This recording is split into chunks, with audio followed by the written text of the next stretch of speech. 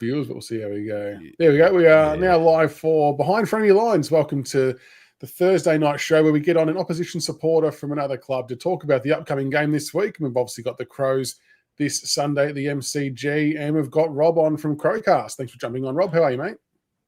Chris, good, mate. How you doing? Going well. Not as well as the team that's playing tonight. I mean, Port are flying, but at least we're not Carlton. That's probably the main takeaway from the start of the show. At least we're both not Carlton. For so many reasons. I don't even feel bad. It's somewhat amusing. But no, thank you for joining me. First of all, we'd like to find out a bit about the opposition supporters. So how did you become a Crow supporter, and how did the Crowcast come to light? Well, I've been a Crows fan since day dot. In South Australia, it was very much a state of origin situation with the Crows coming in. So there was a lot of that old school Victoria versus South Australia feeling in the early days, particularly because most of our team was South Australian based or had come back from Victoria, but had originated from South Australia. So, I mean, that kicked it off for everyone, I think, over here. Yeah. And we had some reasonable success early, a couple of flags in our first 7 or 8 years. So that certainly set us up to be the big ticket in town, and has probably sustained people over the drought since. And about 2015, you guys are probably the same. Over here, there's bugger all content for the Crows in mainstream media, and we get cursory mentions on the footy shows and all that sort of stuff. So yeah. We decided just to put something together, and it grew from a little pre-recorded thing once a week to now live streaming and all sorts of content, and cast of thousands on the panel and all that. So it's been good fun. It's such a good form, though, isn't it, for supporters to be able to connect and just vent along with you guys or celebrate with you. It's like you're saying and thinking what they're saying and thinking. So it's always a good connection, isn't it? Yeah, and we've got a good community around us. We use Discord for our community, and obviously there's Twitter or X or whatever you call it now that gets pretty rough and ready at times. So it's great. It allows people in South Australia that perhaps don't have the same coverage to hear and talk about the things in more depth than the Crows are good, aren't they? Or the Crows are bad, aren't they? Let's move on, sort of thing. So, yeah.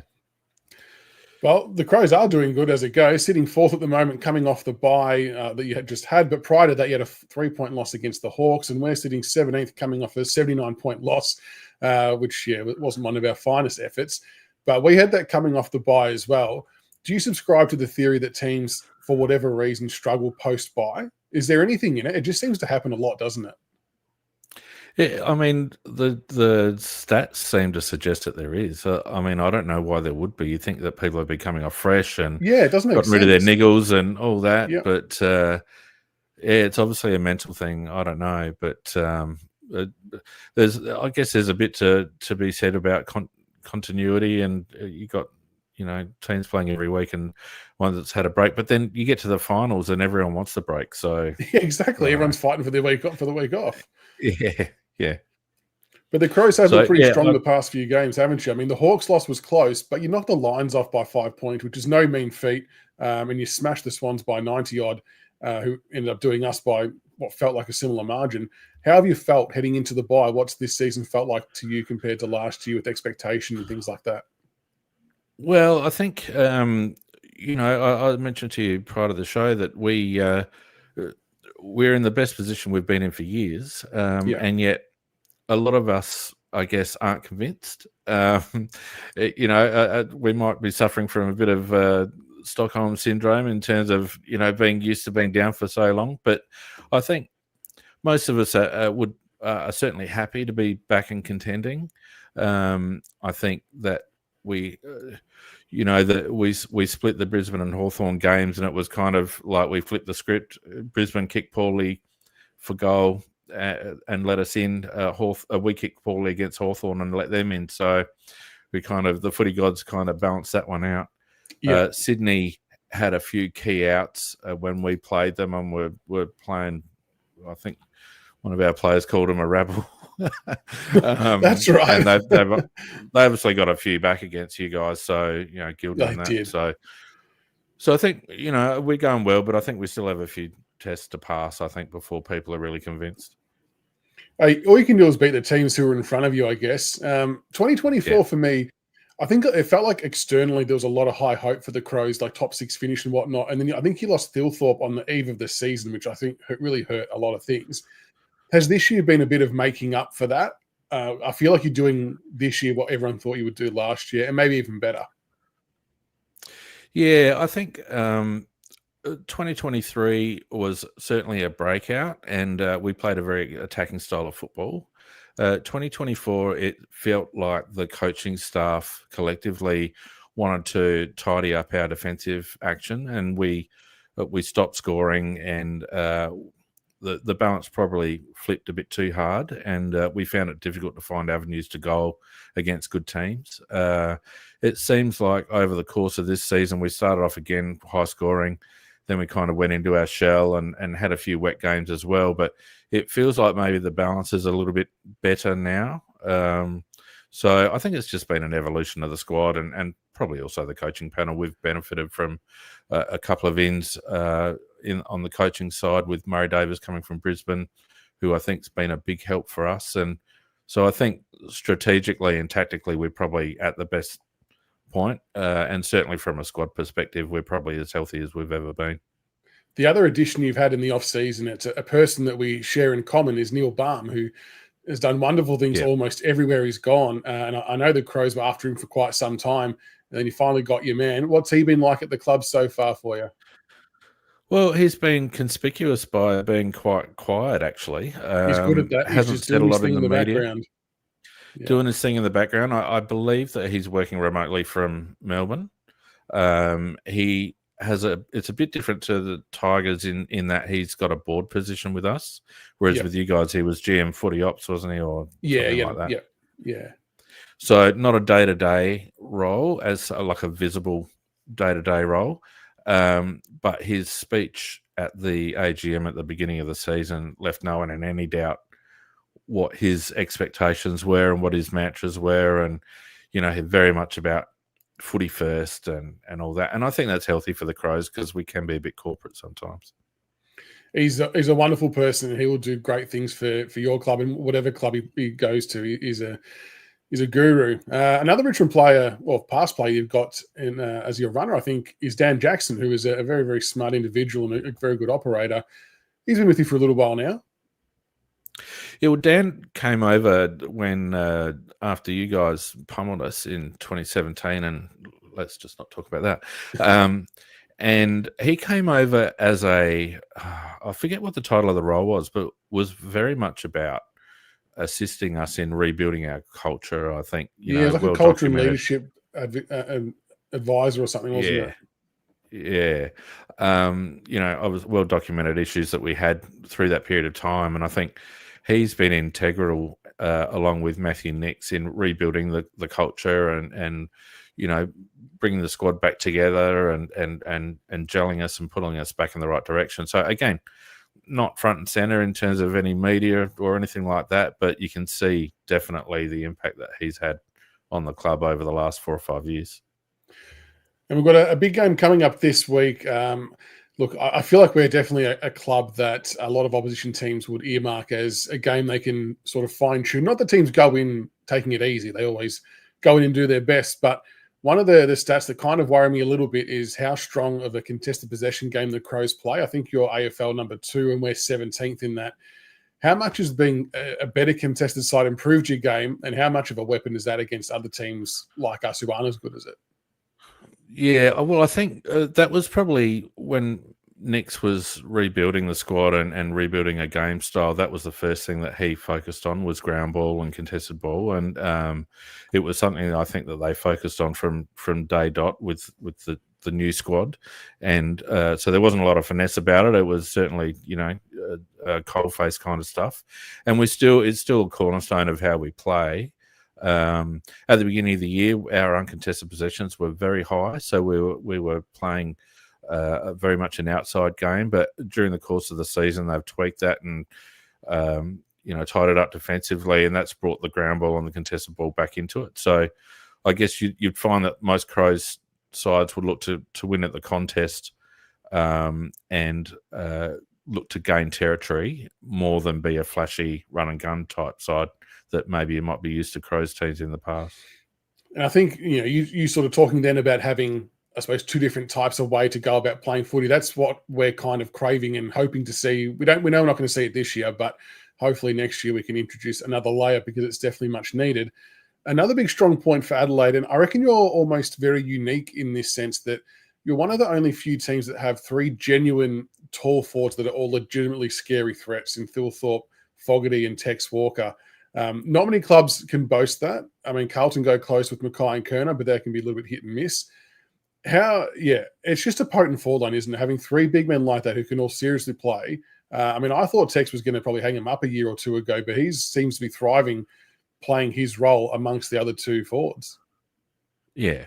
Look, I think Tex, I would say if you asked him, he's got another 10 years in him. But I think it's evident this year that, the end is coming. He certainly had a fantastic season in 23 when he was his first All-Australian and, all that. And the thing about it is he's competitive enough that you can't dismiss him. So having the three tools means that each of them by their own right are a genuine threat if you don't pay any attention to them. So I think it's been more of some of the parts rather than, three guns. We're not talking about three Lockets or three Ablets or anything like that, but collectively they stretch defences because individually they can carve you up if you don't pay attention to them. That's it. You can't just zone off and do your own thing. You've got to show them the respect they deserve. We'll have a look at the named sides. I know it's an extended bench for both teams with the final teams to be finalised tomorrow. So for Richmond, in we've got Trezise, McKelty-Lafau and Jacob Blight with no notable outs yet. And for the Crows, out you've got Luke Pedler and in Chris Burgess, James Peatling, Chase Jones and Zach Taylor. What are your thoughts about your ins and outs at this stage, and who do you see making the final squad? Well, it's a shame that Peds is out with a bit of an injury. He had a couple of games back in, and a lot of people got high hopes for him in terms of his competitiveness up forward. But getting James Peatling back, I think, is really key. We missed him terribly against Hawthorn. So I would expect, obviously, Peatling to be in. Zach Taylor has been around about. He's played a few games this season and hasn't disgraced himself by any stretch. Chase Jones hasn't played this season and hasn't played for a while, so he's an interesting selection, as is Chris Burgess, who there must be some doubt about one of our tools, or perhaps a ruckman for Chris to be in. He's been playing really well in the twos. But we also have another ruckman in the twos, Lockie McAndrew. So maybe there's an issue with Thilthorpe. Because he back up rucks for you, doesn't he, Thilthorpe, when Riley O'Brien's off? Correct. Yeah. Yeah. It's interesting because I suppose on our side, with Jacob Blight being named as one of the ins, he's actually been doing really, really well the last 5 games at VFL level. So we've also got Bolter and Ben Miller in, which kind of accounts for 2 of the 3 forwards. A lot of people would be screaming for Jacob Blight to come in to maybe play on the third. I think it could be just too much of an ask to expect a Broad or a Vlosten or one of the youngsters to try and take one of the other key forwards, just because they're all like tall and big units. So there could be a little bit of cat and mouse going on there. McKelty-Lafau, I think has to come in.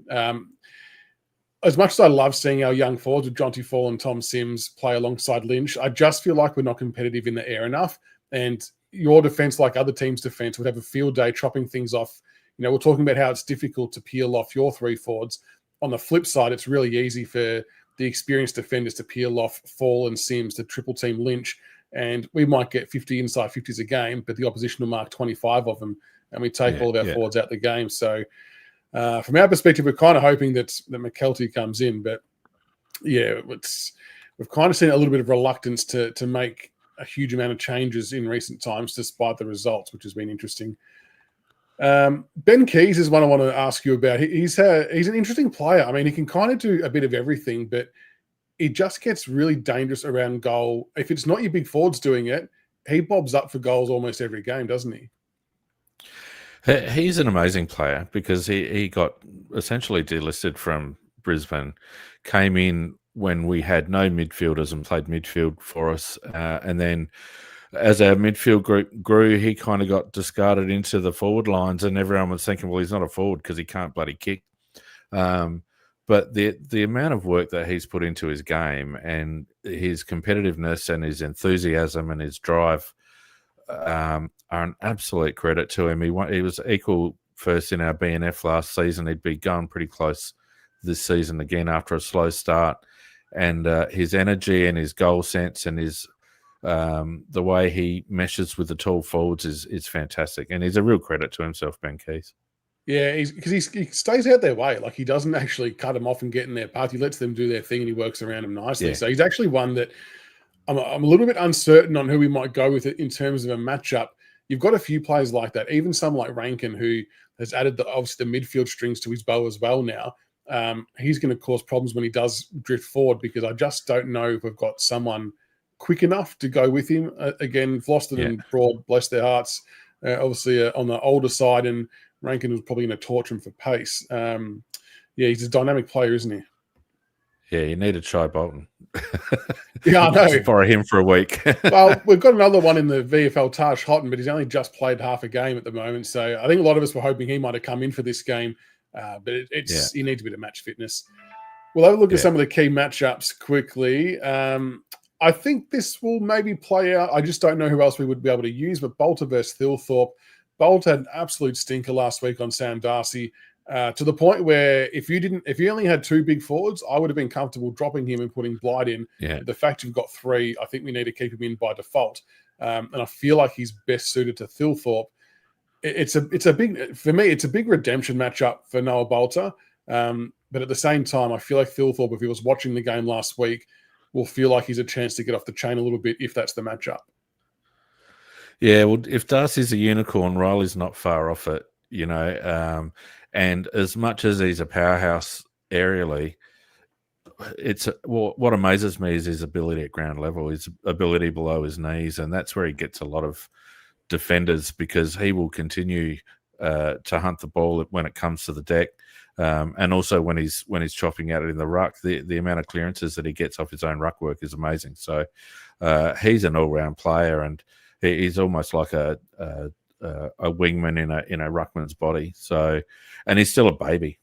So he will be a big challenge for Bolter, because, like you, I didn't think Bolter had his best game against Darcy last week. It was shocking. In a lot of ways, it's going to. Usually, you would talk about team defense to try and stop someone like Thilthorpe. Yeah.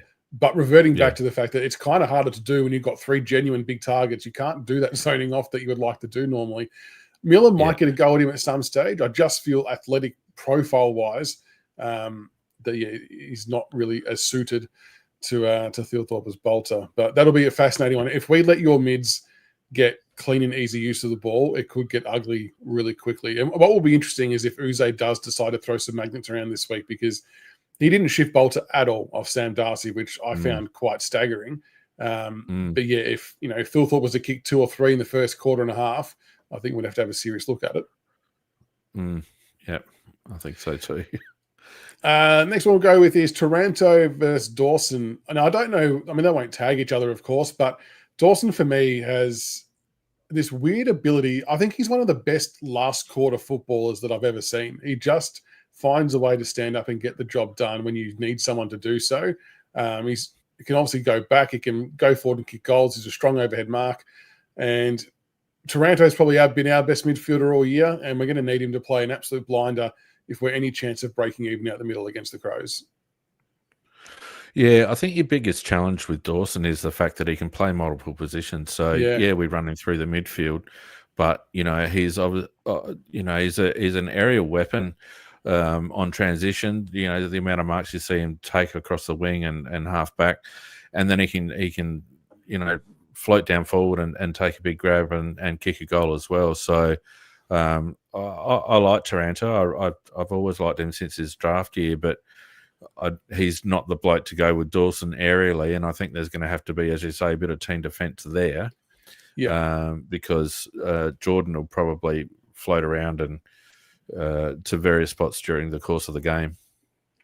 And that's the one thing that worries me a bit, because we've sort of showed that we're a little bit unaccountable in our learning and infant stage of getting our zone defense right. And yeah, if Dawson just hovers around the corridor, I feel like he could get quite a few easy little chips over the top that can set him up to launch you into a counter attack.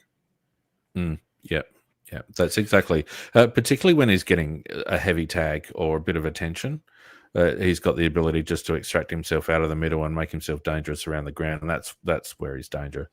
Yeah, he's going to be a tough one. There's plenty of tough ones to try and match up on. This one I've kind of had to stab in the dark a little bit, because I know there's a few players that could maybe play on Tom Lynch, but I've gone with Butts. Is he who you would think goes to Lynch, or is there someone else that you would have in mind that would play on Tom Lynch?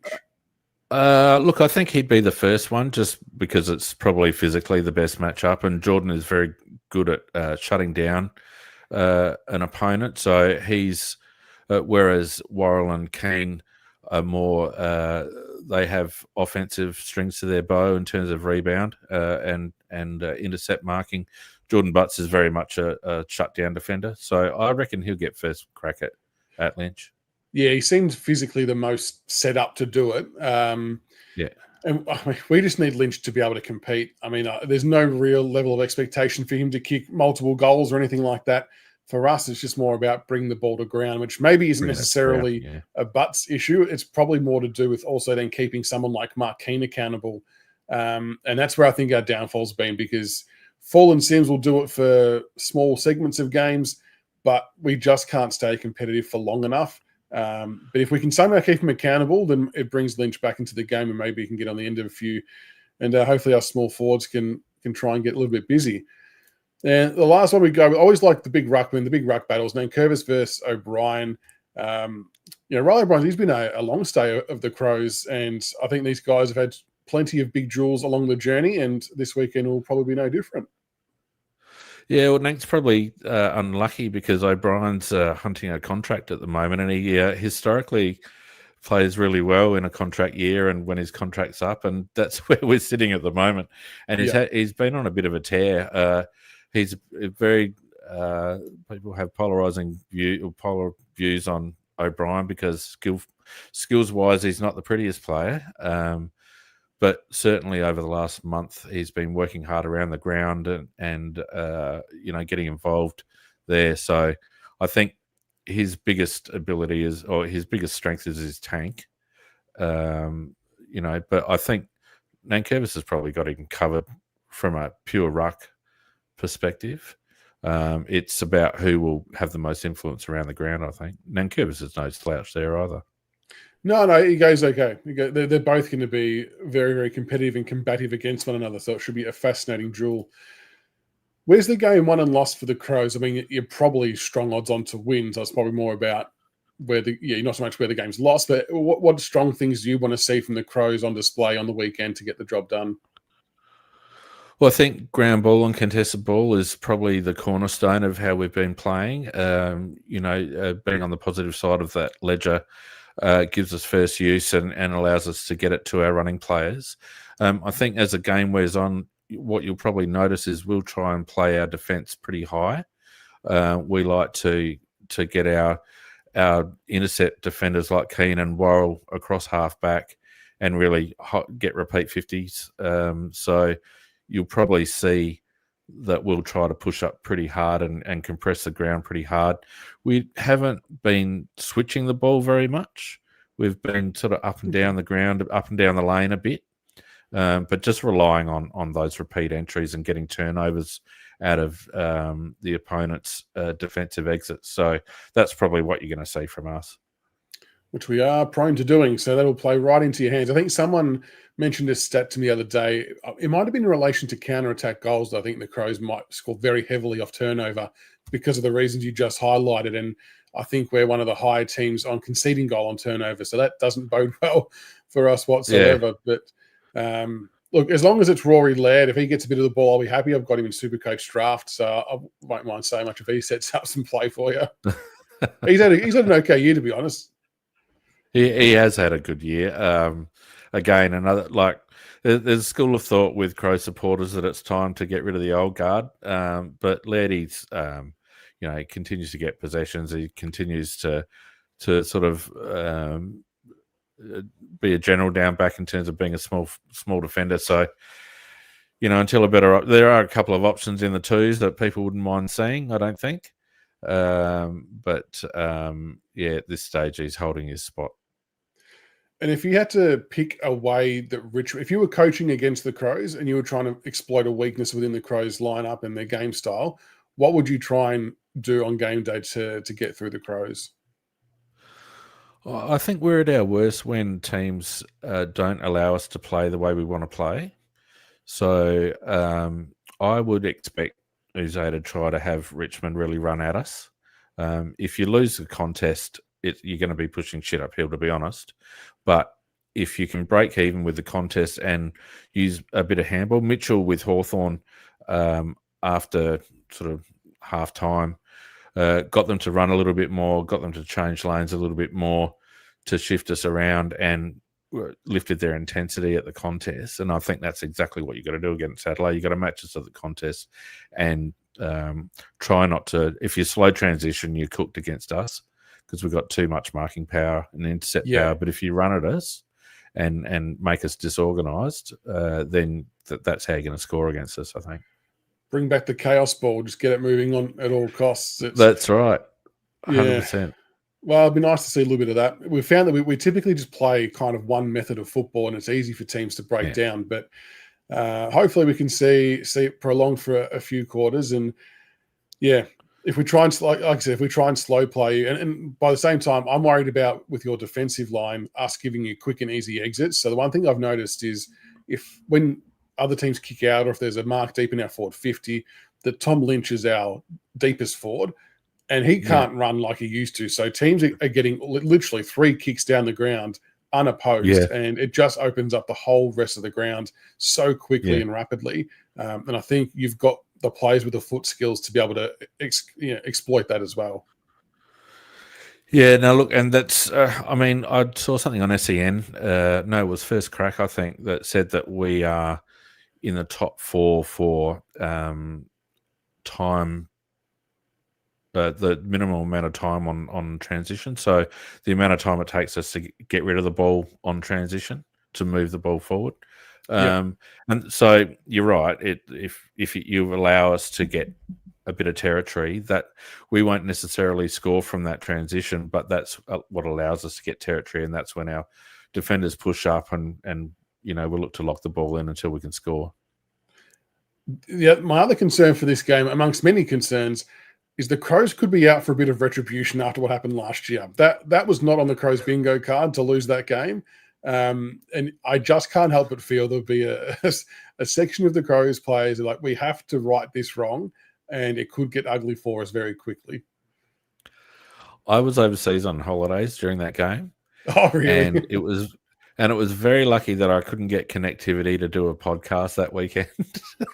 It was completely unexpected on a lot of fronts. It was, one of those weird games. So, well, that all being said and done, what is your final tip, including margin? You don't have to be nice. If you think it's going to be 50, 60 points plus, go with that. Where we understand where we're at. We're not shooting lights out at the moment. So we are susceptible to some big losses.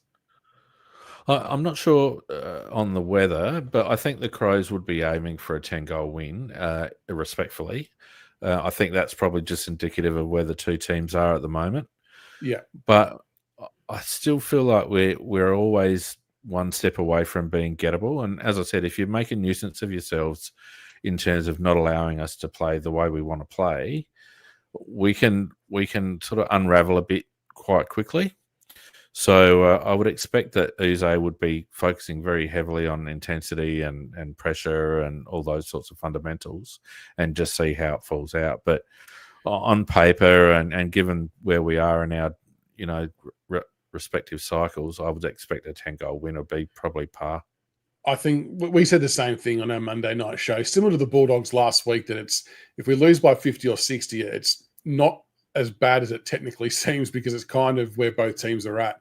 And, Adelaide should be doing what good teams do and putting us away. And we'll be looking for hopefully to stay in the game for a bit longer than we did the Bulldogs game. What will be interesting for us as well is our first quarter. We actually had a really good first quarter against the Bulldogs, except for our goal kicking.